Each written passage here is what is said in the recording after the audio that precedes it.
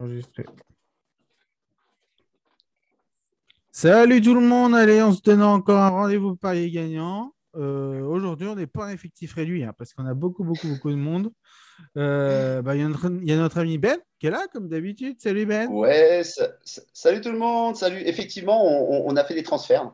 On a fait des transferts pour l'émission, donc je te Ouais, laisse dire qui on a avec nous voilà. pour cette émission. Il y a Vincent et Rémi qui sont avec nous. Je vais les laisser se présenter. Par contre, il faut que Rémi, tu rallumes ton micro. Mais Oui, pas de Vincent, problème.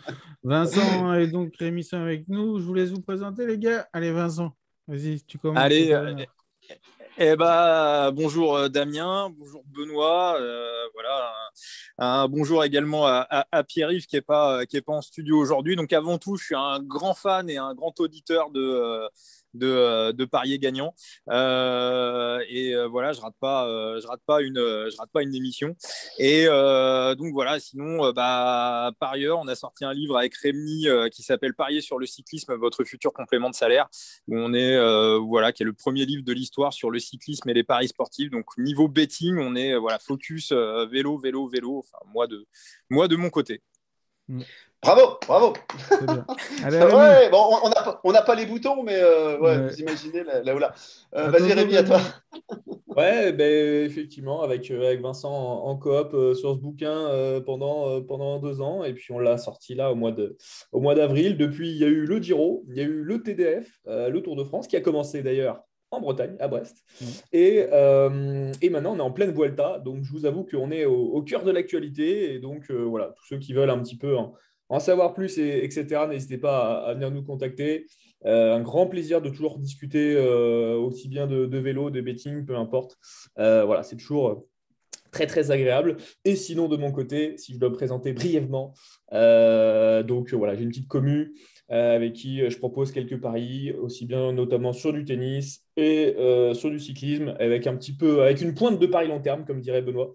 Et voilà, élève bien sûr de Benoît. Ceux qui m'ont déjà entendu il y a 1 an, 2 ans, on était avec Pierre-Antoine à l'époque. On était venus, on avait parlé un peu de biathlon, un peu de rugby. Voilà, voilà un petit peu Voilà. pour les fidèles de la chaîne. Je pense qu'il y en a. Je pense que vous voyez un petit peu qui nous sommes, même si vous ne nous voyez pas, vous nous entendez. Mm. Bah, les gars, Et, vous, euh, et vous je parlez signale de... que j'ai le bouquin, j'ai le bouquin parce que ça m'intéressait beaucoup. Enfin, le vélo, ça m'intéresse. Donc franchement, voilà, j'ai appris aussi pas mal de choses.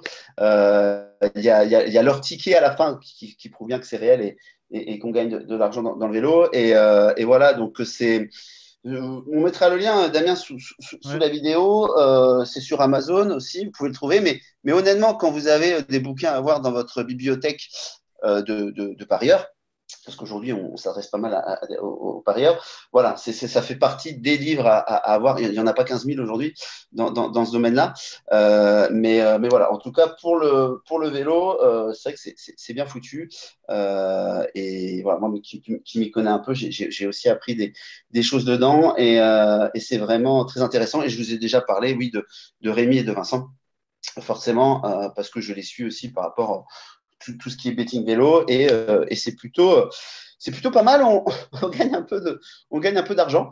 Ça va. Donc voilà, c'était oui, ça va. Voilà, on va pas se Autant le plaindre. dire aussi. J'ai passé du carapace il y a quelques semaines au JO à 41. Bon, je vous avoue que ça Voilà, par va. exemple. Pas trop mal. Pa- Ça pa- va. pa- pa- pa- Il y Par a, exemple, c'est pas mal. on perd, on perd Et quelques paris quand Vincent, même, hein, de temps en temps, mais voilà, il y a quelques peties cotes de bœuf comme ça qui passent. Vincent, t'en as une sous le paletot là non, qui non, tombe? attends. Vincent, il était à 2 jours près là, de passer une cote à 50.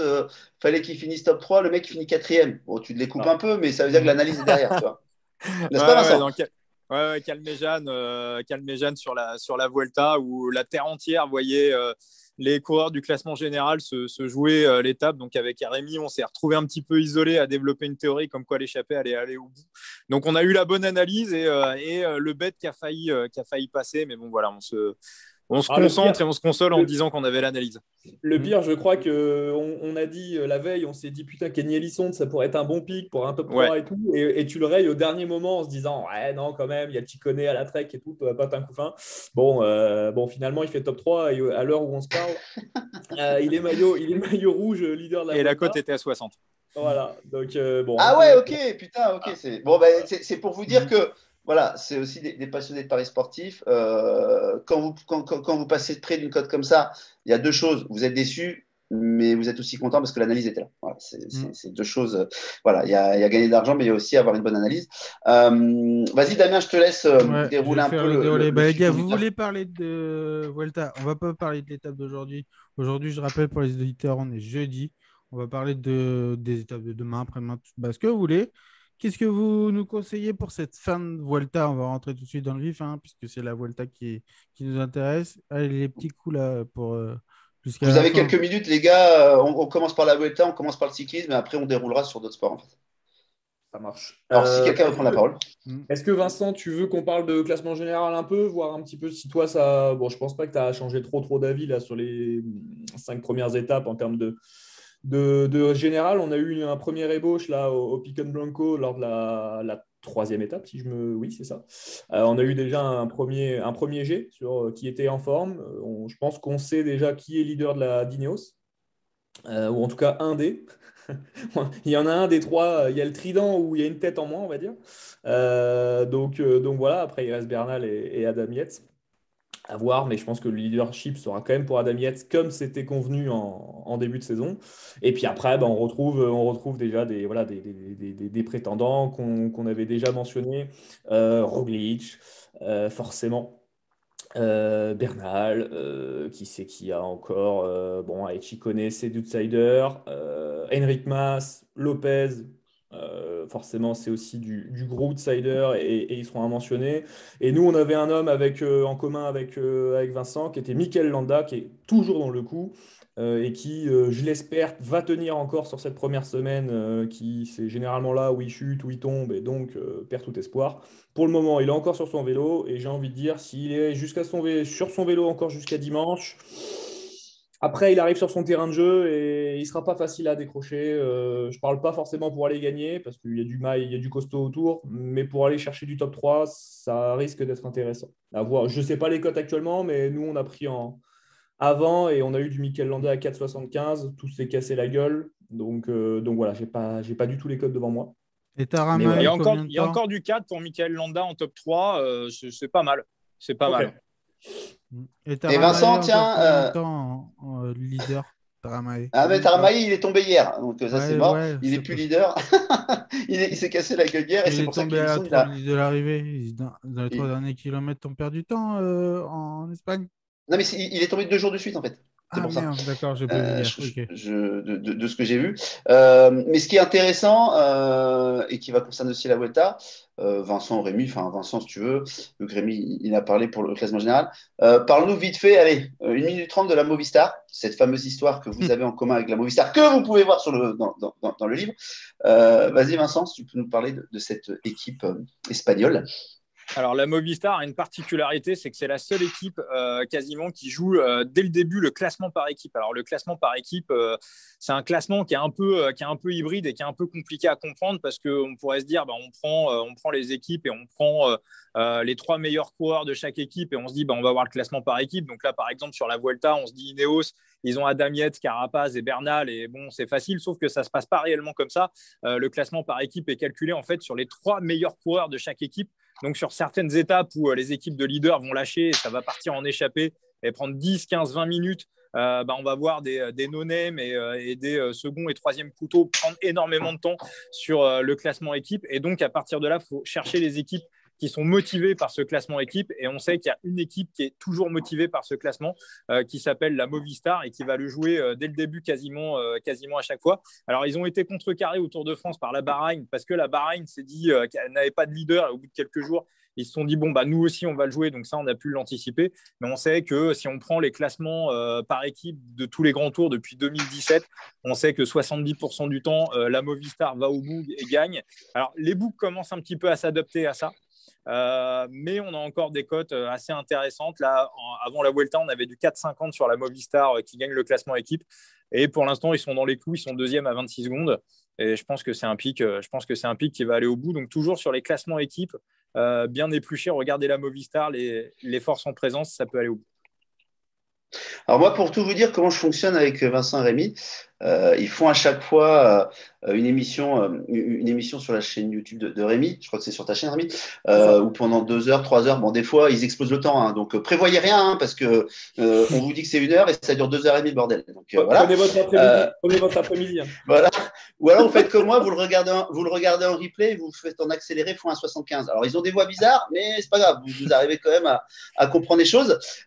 Et voilà. Et moi, comment je travaille, enfin, comment je fonctionne quand je les écoute. Donc, déjà, c'est très intéressant ce que j'entends et je prends aussi forcément pas mal de pics qui donnent. Mais par exemple, moi, pour le truc par équipe, donc, ils ont pris Movistar 4,5, mais moi, j'ai pris, parce que j'essaie toujours d'assurer la chose, j'ai pris Movistar Gain si Bahreïn remboursé. Voilà, en gros, c'est ce que j'ai pris. Donc forcément, j'arrive pas à une cote à 4,50, mais j'arrive quand même à une cote sympathique. Et voilà, et je joue plutôt la sécure. Donc en fait, je me sers aussi de leur expérience, de ce que je connais aussi un minimum et de l'expérience que j'ai dans les paris. Et j'essaye des fois d'adapter. Voilà, donc Movistar, j'étais super confiant aussi. Mais vu que dans leur émission, ils parlaient de la Bahreïn et qu'ils avaient quand même ils pouvaient balancer des mecs devant qui vont aller chercher du temps dans des pauvres petites étapes et c'est comme ça qu'en fait on gagne le classement par équipe. Voilà, donc moi je me suis adapté à ça. Mais donc, c'est toujours intéressant d'écouter en gros des experts dans leur domaine, dans leur sport, donc là, le vélo, le cyclisme, pour après vous faire aussi votre propre opinion. Voilà, je ferme la parenthèse, mais en tout cas, toujours intéressant l'émission qu'ils font à chaque début de Grand Tour. Donc maintenant, ce sera rendez-vous l'année prochaine, je crois. C'est quand le prochain Grand Tour en avril? Ça sera en avril-mai 2022, ouais, le prochain. Voilà, c'est ça. C'est ça. Donc voilà, bon, en tout cas, c'est dit, vous pourrez aller voir sur la chaîne de Rémi. Donc la Movistar, voilà, bon, maintenant la cote s'est cassée la gueule. Je crois que c'est quasiment du 50-50 entre la Movi et la Bahreïn, de ce que j'ai vu hier soir. Je crois que ça doit être du 2,50, 2,50. Concernant ça, alors effectivement, Vincent a très bien expliqué le classement par équipe. Il y a une émission sur Netflix pour ceux qui sont abonnés chez eux. Il y a une deuxième saison qui vient de sortir sur la Movistar. Et en fait, sur cette saison-là, si vous regardez un peu, vous êtes un peu passionné de vélo, et même juste, voilà, si ça vous intéresse, il y a beaucoup de détails sur le fait que, en gros, ils ont dit clairement qu'ils maximisaient leurs chances pour gagner le classement par équipe, que c'était un vrai objectif, quasiment à tous les grands tours. Et en fait, je pense que ça, beaucoup de DS, de directeurs sportifs, des autres équipes ont dû se dire, c'est vrai que monter sur le podium des Champs-Élysées ou à Madrid ou là où ça se termine au Giro, etc. C'est vrai que, mine de rien, ça peut être intéressant. Et puis, quand on regarde un peu les prize money et qu'on s'y penche un peu, il y a un peu d'argent à récupérer, tout le monde se régale. Donc, en fait, il y a une équipe qui actuellement est la Bahreïn, qui a gagné cette année sur le Tour de France le classement par équipe et qui l'a clairement visé. Ils ont clairement fait en sorte de le gagner. Donc, ça veut dire qu'il commence à avoir quelques équipes qui le visent et pas qui le gagnent par défaut. Comme Ineos par exemple au Giro l'an dernier, cote à 81, on est passé par là. Voilà. Ah oui, oui, c'est vrai que je l'ai touché ça là aussi. On parlait avec Vincent et cote à 80. Voilà, pour les auditeurs, cote à 81 l'année dernière. Voilà. Même si vous n'êtes pas un gros joueur, un gros parieur, vous mettez juste 10 balles. Ça fait 800. Ouais, ça commence à faire un. Je suis en vacances là, vous voyez, à Brest. Voilà. Donc, par exemple, ce genre de cote. Tu vas pas tout raconter. Tout à l'heure, il va nous dire il va nous dire qu'on a mangé ensemble hier soir. Voilà, super. On ne dira pas la suite. Mais oui, cote à 81, effectivement. Vincent, l'année dernière, bon, ça, tu t'en souviens forcément aussi de cette cote-là. D'ailleurs, c'est quoi votre plus grosse cote, les gars, que vous ayez passé en simple, hein, ne me parlez pas de combiné. Parce que... Allez-y, je ne sais pas qui veut commencer. Moi, c'est celle-ci, pour le coup. 81 ? Et toi, Vincent ? Ouais, non, pareil, ouais. C'est, moi, je reste à 101. C'était de la clé, non ? Non, c'était de la natation avec Balandin. Voilà. Ah ouais, ok, d'accord. Ouais. C'est ça. Très bon marché. La natation, l'athlé, généralement, pour aller chercher des grosses cotes comme ça, c'est super, quoi. C'est pour ça qu'aussi que voilà, le cyclisme, la natation, l'athlé, c'est des sports avec du chrono. Oui. Alors, le cyclisme, non, mais c'est du sport à chrono, et tout ce qui est sport à chrono, généralement, c'est quand même vachement. Il y a des choses à faire, quoi. Voilà. C'est expliqué dans leur bouquin. Voilà, c'est le cyclisme, c'est un sport à chrono, donc forcément, il y a des choses à faire parce que vous ne pouvez pas incorporer. C'est difficile de mettre un algorithme, voilà, par rapport à des temps. Voilà, une temporalité, c'est compliqué pour un algorithme. Autant il est très très bon pour des stats, un but, combien de fois vous avez marqué un but, 2 buts, 3 buts, voilà. Mais autant incorporer du temps, une durée dans un algorithme, c'est très très compliqué mathématiquement. Vincent, tu avais fêté ça, ta cote à 81? Oui. Bon, ça a grossi la bankroll ouais, non, c'est sûr, ça faisait plaisir et puis surtout on l'avait bien senti, on l'avait bien analysé. C'était sur Ineos, on avait senti que Geraint Thomas c'était pas forcément ça, qu'il y avait beaucoup de contre-la-montre sur le Giro et qu'il y avait des gros rouleurs chez Ineos. Donc en même temps, on l'avait. Alors forcément une cote à 80, faut un peu de réussite. Il n'y a rien qui est safe à 80, mais il y a vraiment des bons coups. Il y a vraiment des bons coups à faire. On est d'accord. On va fermer la parenthèse cycling, Damien. On va plutôt aller vers ton cheval de bataille qui est le hand. Ouais, le hand. Bon, les cotes sont. On en a parlé hier, Ben. Les cotes sont sorties. Oui. Ouais. Donc, ouais, il y a 3 cotes sur 3 parties en tout cas. Vainqueur playoff inclus, pardon. 1,65 pour Brest, 1,98 pour Metz. Ensuite, Besançon, Paris 92 à 10, Chambray 15 et Nantes 18. On ne va pas aller plus loin parce que je ne pense pas que ça va. Non, ça ne sert à rien d'aller plus loin. Ouais. Mais on a débattu hier ensemble. Ouais. Alors, vainqueur playoff inclus, moi je vais jouer Metz. Je vais expliquer. Voilà. Ne pas jouer avec son cœur. Hein. Voilà. Il va sur Metz. Mais moi, je me refuse d'y jouer. Je vous explique, je me refuse d'y jouer parce que je vais aller voir les matchs de Brest. Et de mon expérience, parce que j'ai déjà fait plusieurs fois, comme quand vous avez de l'argent sur le Portugal gagne en finale contre la France. Bon, le match, vous ne le suivez pas pareil que les copains, c'est un peu chiant.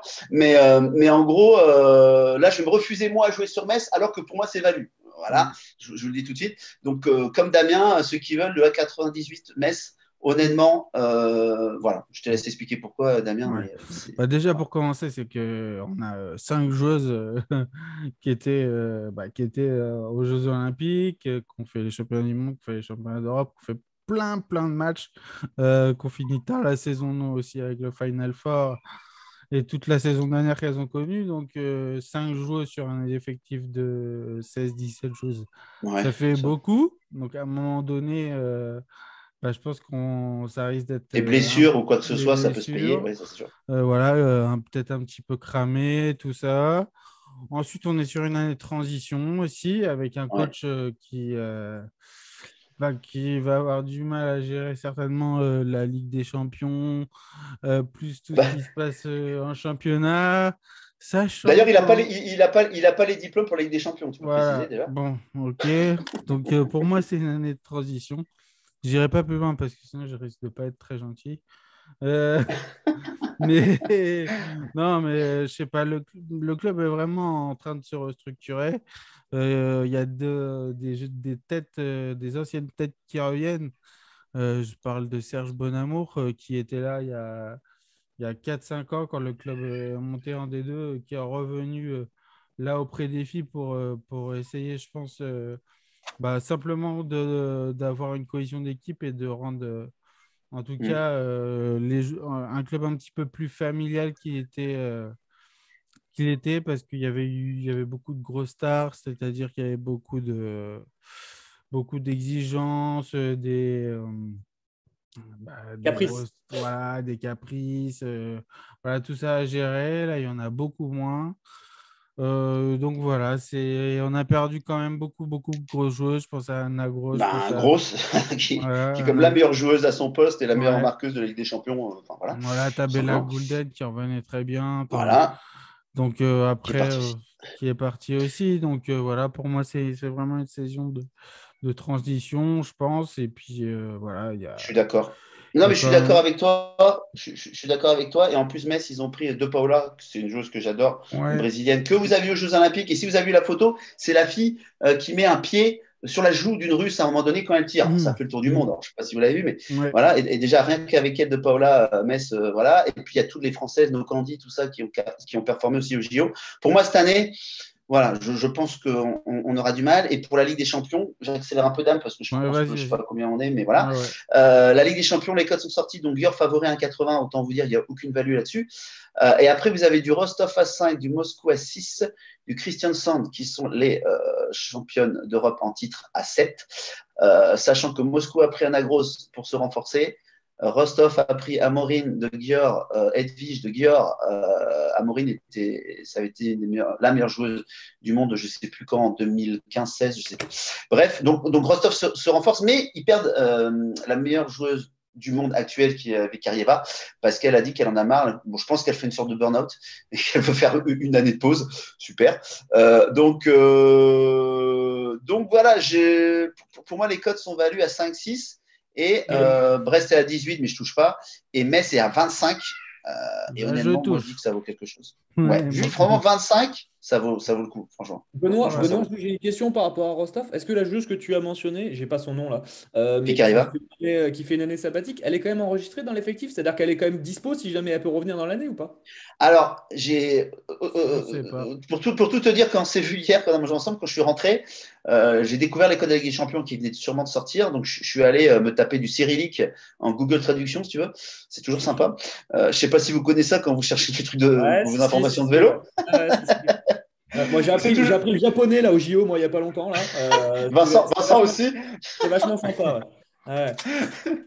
C'est toujours sympa, mais j'ai pas pris cyrillique troisième langue au lycée, donc je fais Google Traduct, c'est comme ça, et j'ai cherché l'info, donc c'est bien quand même, c'est assez explicite quand même qu'elle veut vraiment couper, et je me suis dit ouais, mais comme toi, si elle veut revenir pour les phases finales de Ligue des Champions, si tu veux, ça change tout. Donc le truc, ce serait donc les deux cotes, là, Rostov et Moscou, je pense que c'est sympa à prendre. Kristiansand, je ne sais pas ce que tu en penses, Dams, mais elle garde la même ossature avec Mork, et il y a Gulden qui vient renforcer, mine de rien. Malgré son âge, elle fait toujours des passes de fou. Donc il y a ces quatre équipes-là, mais le problème, c'est que ça fait du 5, du 6, du 7. Donc déjà, quand tu cumules ça, tu descends à une cote qui est plus géniale. Et en gros, si tu rajoutes Metz à 25, donc en gros, pour moi, voilà, il y a quatre équipes là, il faut faire un choix. Les codes vont pas se casser la gueule comme ça et ça va pas bouger comme ça parce que de toute façon, Győr, ils sont à 80, ils prennent 55 à 60% déjà des probabilités de gagner. Donc, quoi qu'il arrive, ça va pas. Enfin, ils vont pas monter à 4 et les autres vont pas se casser la gueule à 2. Ça, c'est sûr. Mais il y a quelque chose à faire là-dessus. Et moi, je vais sûrement mettre un billet. Je n'ai pas encore décidé sur quoi. Vikarieva serait là à Rostov à 5.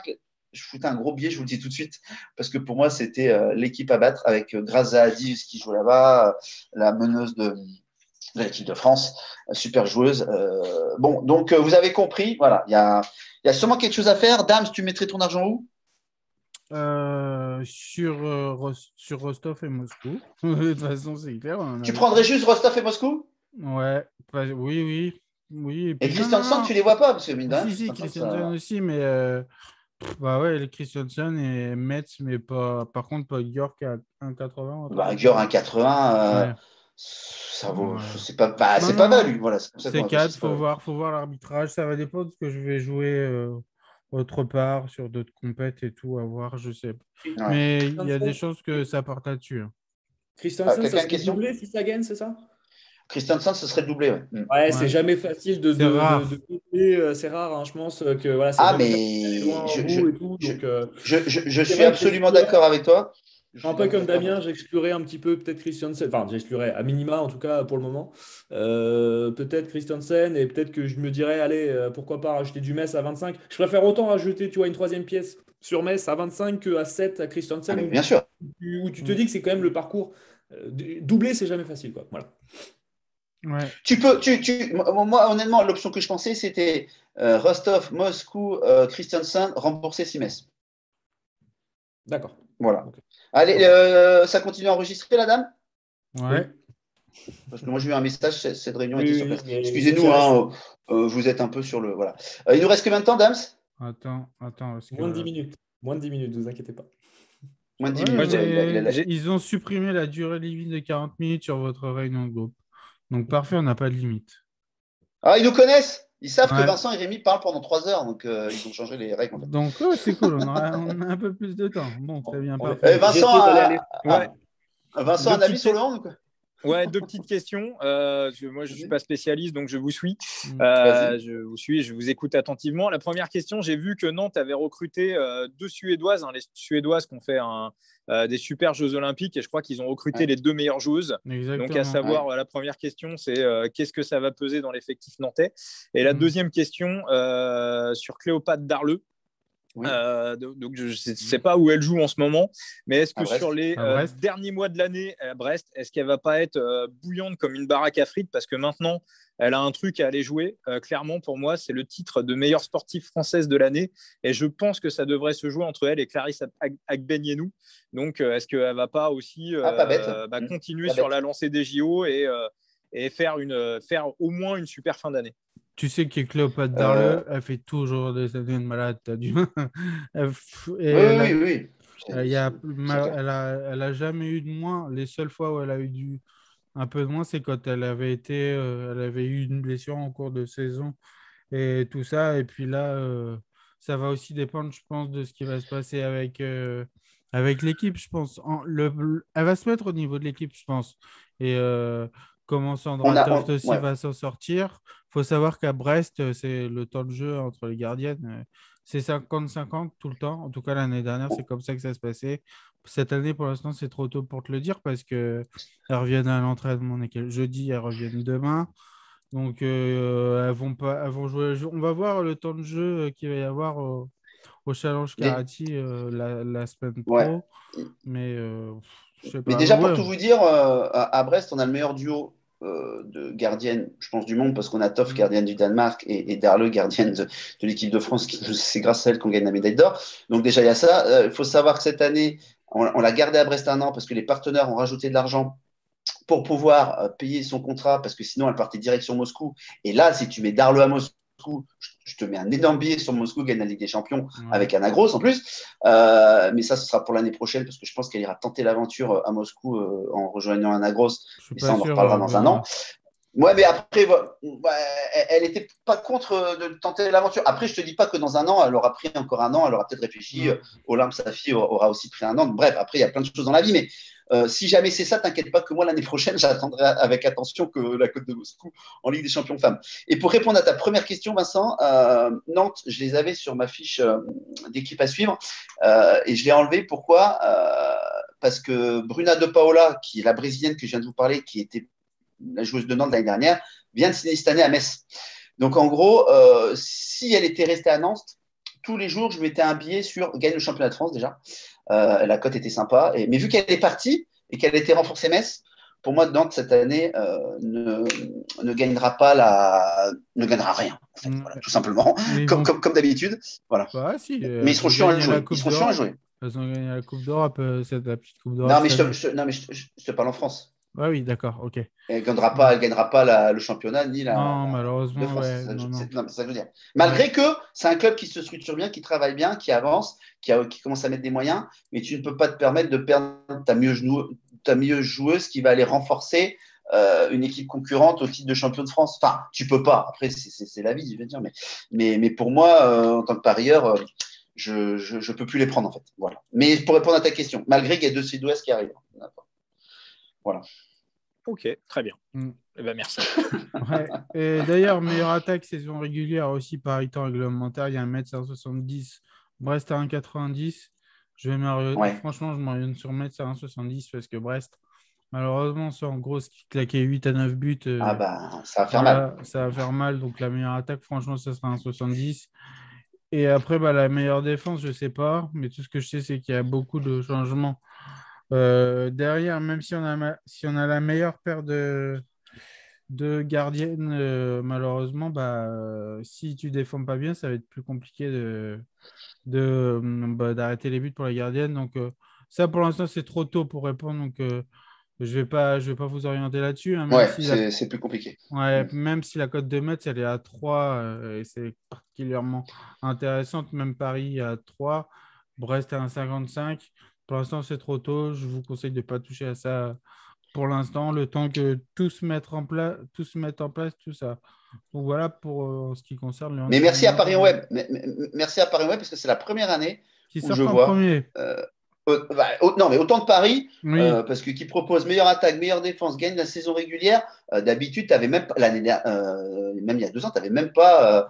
Bah si, la saison du Covid, rappelle-toi, Damien, ils sortent Ouais. Brest à 5-6 pour gagner la saison régulière. On la prend. Mm. Brest est premier, mais la saison s'arrête. Ok, Ouais, super. Bon, bah, génial. tant pis Ça, pour c'est le nous. Covid. Merci. Merci, Covid. Donc, Damien, là, il reste.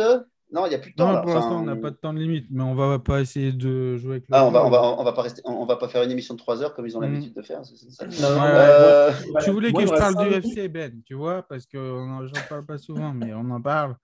Voilà, on a pour la première fois, pour la première fois, ouais, oui, c'est pour la première fois, on a un Français qui gagne la ceinture poids lourd français de l'UFC. Il s'appelle Cyril Gane. C'est un garçon jeune qui a commencé le MMA il y a à peine 3 ans, voire ouais, 3-4 ans. Voilà, qui est champion poids lourd, donc dans la plus grosse des catégories de l'UFC. Sachant que en fait, il est champion par intérim, il n'est pas un champion. Il y a l'autre champion qui s'appelle Francis Ngannou. Francis Ngannou qui est franco-camerounais, mais qui combat pour le Cameroun et qui sont issus du même club, hein, de la MMA Factory à Paris. Et donc, qui ouais, ça sont... sent l'arrangement. Ça sent l'arrangement. Non, non, c'est plus Donc, ça parce que justement, Francis Ngannou a quitté la MMA Factory et maintenant s'entraîne est resté vivre aux États-Unis à Las Vegas, tandis que Cyril Gane est revenu en France. Donc il y aura un combat sûrement prévu pour réunifier les deux ceintures en décembre ou janvier. Les fans ont envie que ça se passe en France. Je pense que ça ne se passera pas en France parce que il y aura un manque à gagner pour l'UFC en termes de billetterie, je pense. Et comme ça sera un pay-per-view et que c'est les États-Unis qui achètent les pay-per-view, ça voudrait dire qu'il faudrait faire les combats à 3 heures du matin chez nous. Voilà. Donc, je vais refroidir certainement les gens qui pensent que, ouais, on va voir notre futur champion. C'est quoi ça? Ouais, notre futur champion avoir la ceinture ici. Je crois pas parce que ça m'étonnerait qu'on mette des combats à 3 heures du matin. Et je suis pas encore persuadé que la communauté française soit assez nombreuse pour aller remplir un petit Bercy tout de suite. Donc voilà, on attend un peu, mais félicitations parce que c'est la première fois qu'un Français est champion à l'UFC. Et vite fait, j'ai un petit prono aussi pour ce week-end en UFC. Justement, c'est Jared Cannonier contre Kevin Gastelum. Jared Cannonier vainqueur à 1,62, Kevin Gastelum vainqueur à 2,30. Alors, Jared Cannonier, c'est le garçon qui monte un peu plus. Kevin Gastelum, il est un petit peu en baisse de régime, mais voilà, ça reste quand même un combattant très, très dangereux. Jared Cannonier, c'est le genre de gars qui est capable de te finir un petit peu n'importe quand. Le point commun entre ces deux combattants, c'est qu'ils ont eu le même dernier adversaire. Euh, c'est Forrest Whitaker. Et donc, tous les deux, ils ont terminé le combat à la décision. Donc, ça veut dire que ça a été compliqué. Et moi, je pense que, donc, je rappelle, comme c'est un main event, ça se déroule en 5 rounds, le combat. Là, je pense que ça va charbonner. Ils vont un petit peu se méfier l'un de l'autre ils vont pas se se jeter tout de livrer. suite. Donc, je vois un over 2,5 rounds, c'est-à-dire que le combat va aller au moins jusqu'à 3 rounds, à une cote intéressante à 1,50. Voilà, j'ai été assez vite pour qu'on puisse essayer de parler un petit peu d'autre chose, mais voilà, ça me semble plus correct qu'une victoire de Cannonier 1,62, donc je ne suis pas certain parce que Kevin Gastelum est aussi capable de taper que Cannonier. Voilà. Tao, vous avez autre chose, les gars, pour ce week-end? Moi, très rapidement, si je peux parler un petit peu de petites balles jaunes, Ouais. je ne donnerai rien sur Cincinnati. Par contre, cependant, sur l'US Open, et moi-même encore, je n'ai pas pris, donc pas grave, je ferai chuter la cote avant que je prenne, tant pis, c'est pas grave. Si jamais il y en a qui suivent, mais je pense que Daniil Medvedev va gagner son grand chelem à l'US Open dans une dizaine de jours. Plusieurs raisons à ça. Pour moi, c'est le seul intrinsèquement parlant qui peut rivaliser avec Djokovic. C'est son petit frère. Le gars joue pareil, il est aussi intelligent, il lit des trajectoires incroyables. Le gars, tout ce qu'il fait, c'est moche dans son jeu. Quand tu le regardes jouer, tu as l'impression il est désarticulé, le gars. Et putain, le gars, il met la balle parfait. Donc, bon, voilà. Il a gagné à Toronto. Franchement, il n'y avait pas grand-chose pour l'inquiéter à Toronto.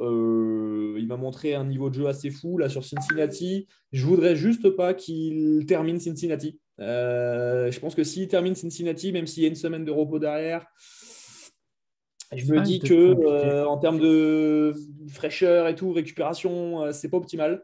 Et donc pour moi, il y a soit c'est Djoko qui aura la faveur des pronos, je pense qu'il doit être à 1,82, ça doit tourner autour de ça. Et vous pouvez, je pense, trouver du Nanil à l'heure actuelle autour de 5.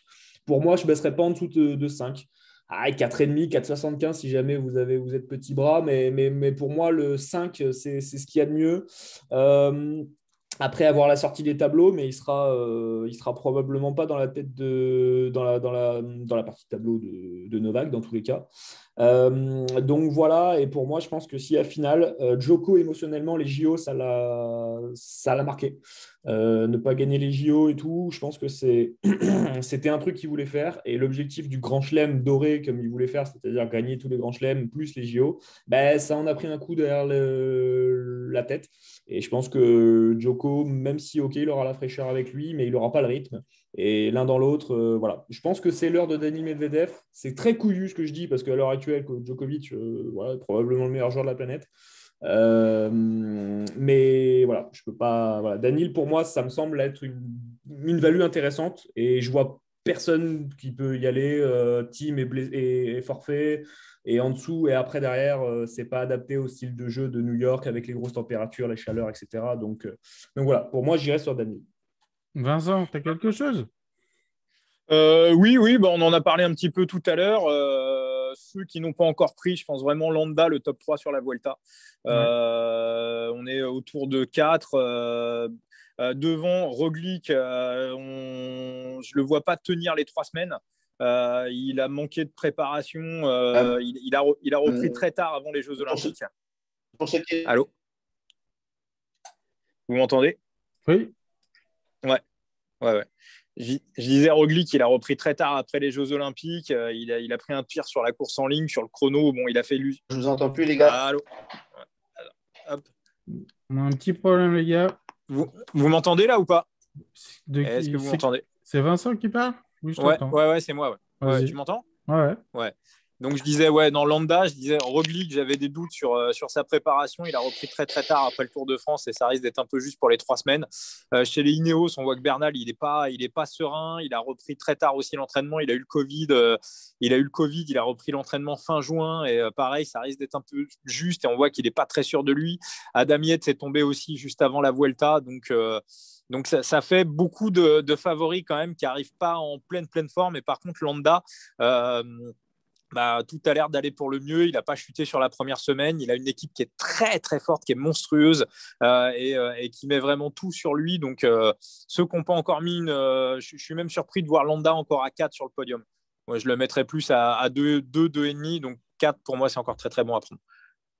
Ok, super. Bon, on va s'arrêter là. Bon, je vous avoue, on a perdu Ben et Rémi en route là. Il n'y a plus que moi et Vincent. Je ne sais pas ce qui s'est passé. On a eu un petit problème technique.